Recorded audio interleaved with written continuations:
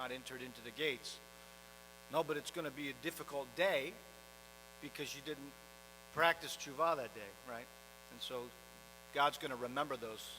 As we went through the celebration of Rosh Hashanah, we also practiced what we call tashlich. And in tashlich, we take breadcrumbs from our pockets, and they represent the sin, the chametz, the leaven in our lives. And we take that chametz and we cast it into a river that's flowing. And then when we cast it into that river that's flowing, we watch as the breadcrumbs are taken down the stream, and we visualize our chametz, our sin, our leaven, taking and being washed away by God. And the scriptures tell us that God will forgive us of our sins, and he will cast them into the sea forever, and they will not be remembered. And so this is the representation of God casting our sins. It's very good for children, but even more importantly, it's good for adults, because I think that children are innocents. They're innocent. Adults are not so innocent. So when a child sins, he doesn't understand his sin unless he's taught. Right? Paul says, when I was a child, he said, I was once alive. Right? I was once alive, and then the commandment came and I died. Remember? Well, a child is alive until the commandments come.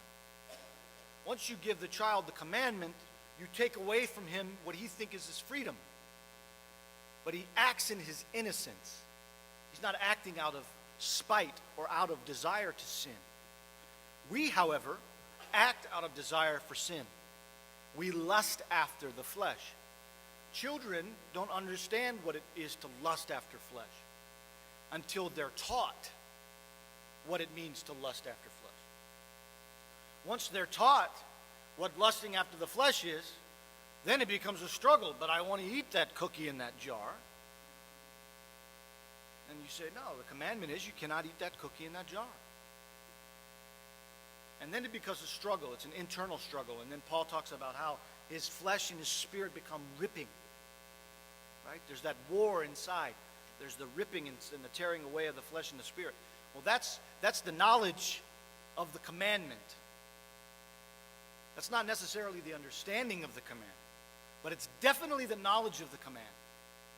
I have the knowledge of the command that the mitzvah is there and that I have to keep the mitzvah of the Torah.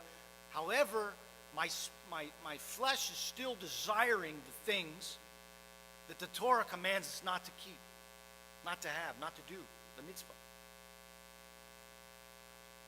So on Shabbat Tshuva, this is a time of deep reflection.